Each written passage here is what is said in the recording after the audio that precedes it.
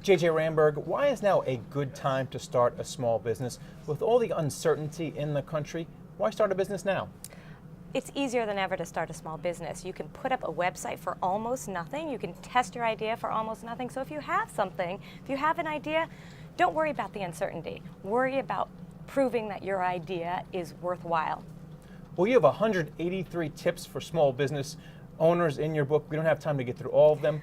But let's just talk about when you're first getting started. How do you know when your product is right for the market, when you have a good idea? What do you do? So one of the tips in the book is go on a listening tour. Go out and talk to people. Small business owners often get tunnel vision. I have this great idea. I'm sure people out there would love it. You don't know that until you actually go talk to people. So I suggest informal focus groups, just chatting with people, coffee, go on a listening tour. You have your listening tour, you have your product, you hang up your shingle, things are getting started. What's the most important thing to do then, when customers are first starting to trickle through the door? So I would say as customers trickle through the door and you have ideas for new products, new services, test them before spending too much time or money developing them. So if you have a product idea and you have a website, for instance, then design what it would look like, put it on your website, and see if people put it in their basket before you spend any money or time developing it. If people put it in their basket, then you know it's worth developing. If they don't, well then it's not worth another second of your time. All right. Well, every business hits a bump in the road at some point.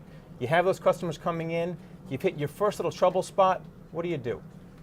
With trouble spot, I would say you have to be ready to pivot. Pivot is a term that's being used a lot right now, but you have to course correct. And it's not that hard. Sit back, take a good hard look at what's going on in your business, look at where money's coming in, look at where money's coming out, and then adjust as necessary. All right, we make the adjustments. Things are going extremely well. You're running this entire business by yourself. You feel like it's overwhelming you. What's the next tip?